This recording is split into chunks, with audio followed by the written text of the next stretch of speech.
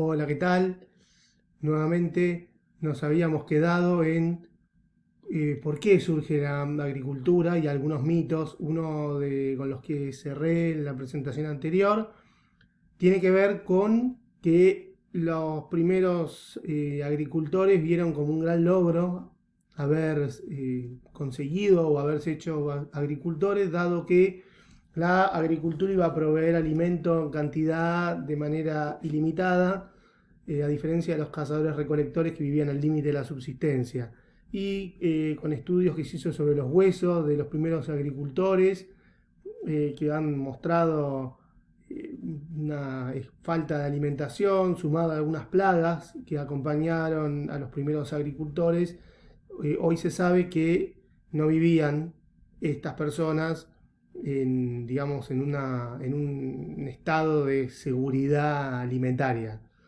Así que la pregunta es por qué nos hacíamos agricultores. Otro de los mitos es que la agricultura era sinónimo a sedentarización o a vida sedentaria. Se sabe, por ejemplo, que los primeros pobladores sedentarios en Perú se van a dar en la aldea de La Paloma y el Paraíso, y su dieta se va a basar en la pesca y en actividades vinculadas a esto, como por ejemplo la caza de mamíferos marinos y aves.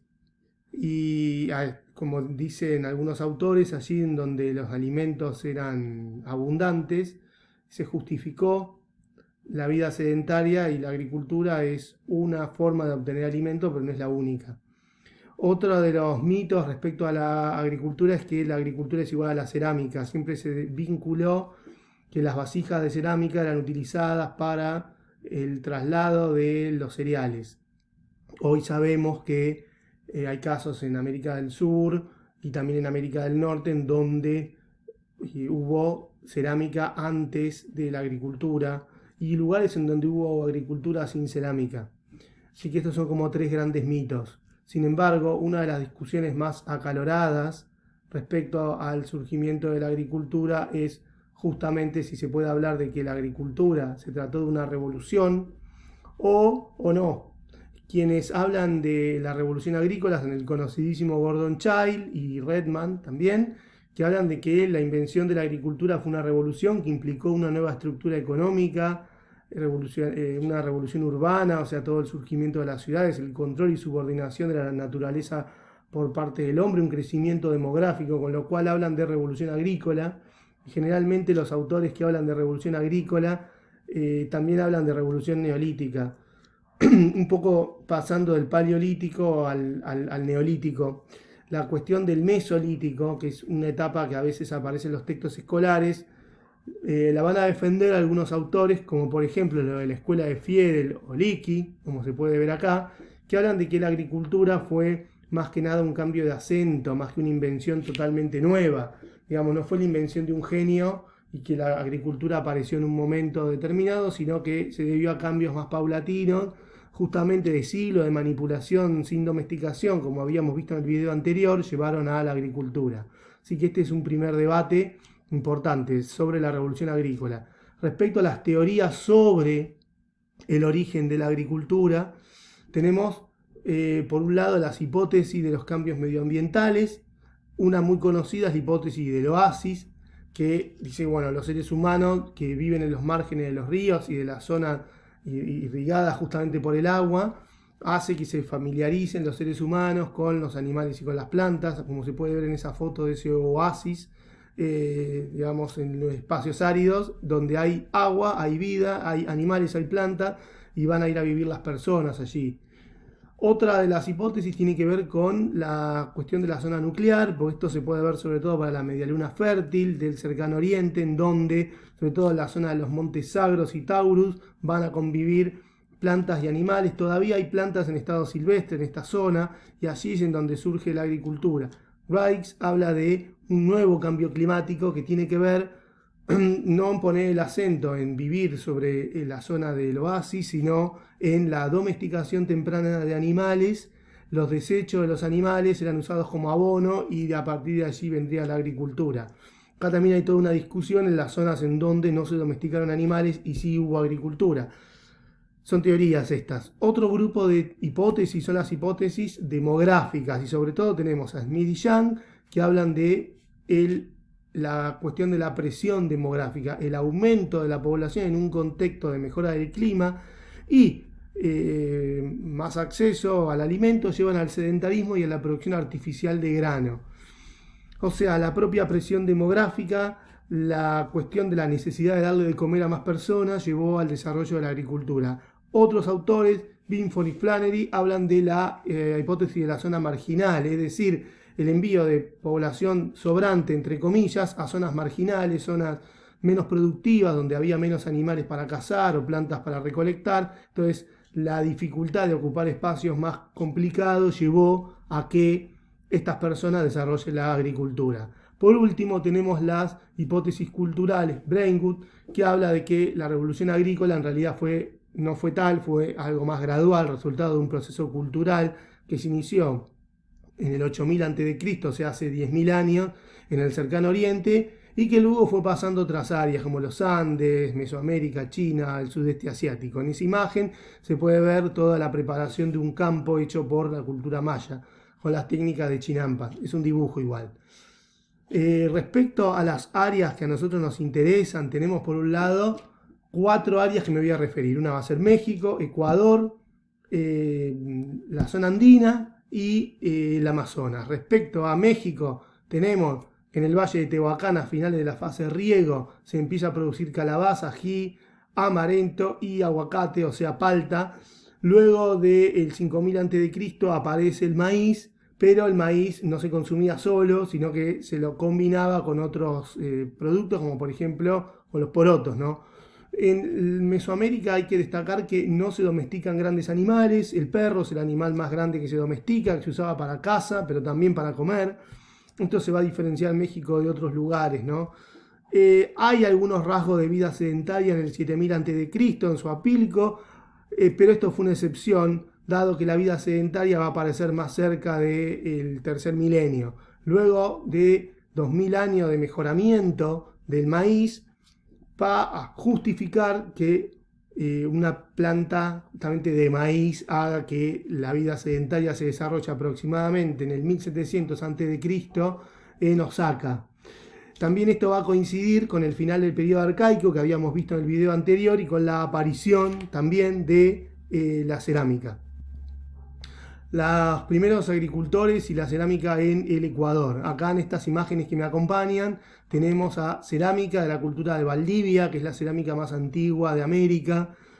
En Valdivia la adopción del cultivo del maíz en realidad va a ser previo. Tenemos del 3000 al 2500 a.C., pero también encontramos que hay cerámica muy antigua en otros lugares, como Puerto Hormiga, la zona de Colombia, tiene una antigüedad similar de 3100, 2500 años antes de Cristo. La cerámica de Valdivia está calibrada en 2700 años antes de Cristo y algunos autores consideran que viene una influencia de la cultura Jonon de Japón, aunque autores como Fiedel, que es el que acompaña esta presentación, van a relativizar estos contactos. Fiedel va a decir que no, que es un desarrollo más de tirando autónomo. Sí, que el maíz se había desarrollado ya en Mesoamérica y se va a distribuir a América del Sur durante este periodo.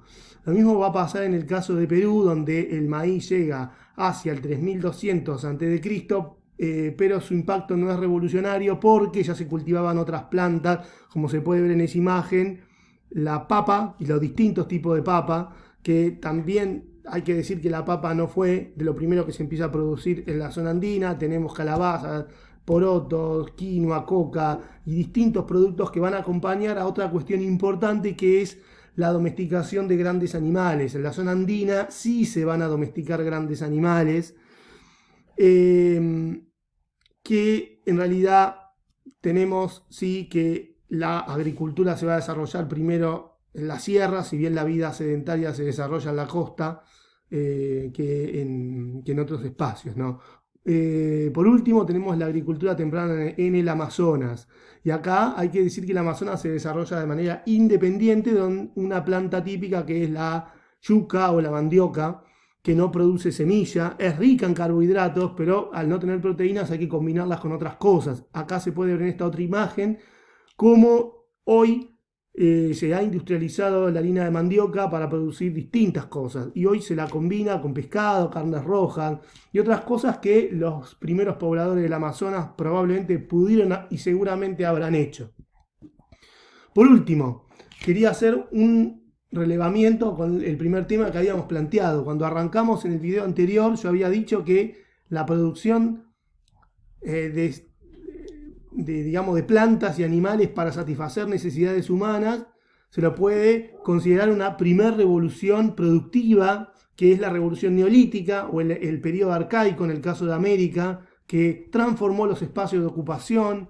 Hay un crecimiento de la población exponencial durante este periodo y empieza la selección natural justamente de plantas y también de animales. Para la época de la Revolución Industrial, o sea, estamos refiriéndonos a Inglaterra, a más o menos el siglo XVIII y luego ni hablar en el XIX, la Revolución Industrial va a provocar un aumento explosivo de la población. Además, va a haber una gran cantidad de personas que van a trabajar en la fábrica y no van a tener el tiempo ni el espacio, porque tampoco van a tener el espacio para fabricarse sus propios alimentos, con lo cual necesariamente para que haya revolución industrial tiene que haber mayor cantidad de producción de comida con menos trabajadores que puedan alimentar a esos obreros que estaban en pleno proceso de expansión.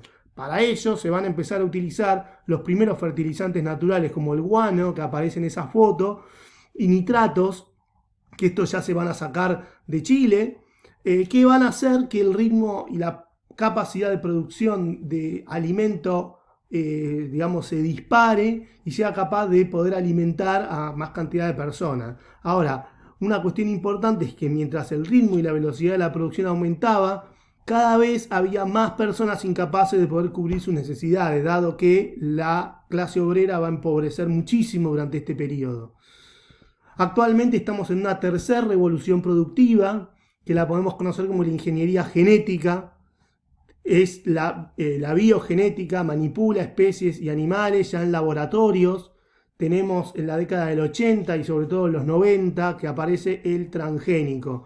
Los transgénicos en principio eran plantas que resistían herbicidas, que mataban todo tipo de plagas y otro tipo de plantas que no le interesaba producir al determinado productor. Ahora, lo curioso es que todos los laboratorios que producen las semillas transgénicas están en el hemisferio norte, haciendo que estos países vendan estas semillas a los países del hemisferio sur, que son los países que producen, que se usan para producir estos elementos, ¿no? También hay una presión cultural sobre qué alimentos se van a producir y cuáles va a consumir la población y cuáles no. Acá tenemos un caso del tomate normal y el tomate de Monsanto. No sabemos cuáles van a ser las consecuencias del uso de transgénicos a lo largo del tiempo. Sí sabemos que tiene que ver con todo un proceso de manipulación humana que empieza siendo manual en la época neolítica o en el arcaico americano. Se va a incluir los fertilizantes naturales en la época de la Revolución Industrial y actualmente ya con la biogenética y el transgénico van a completar esta tercera revolución productiva. Bueno, espero que les haya sido de interés y que les sirva esta presentación y espero verlos pronto.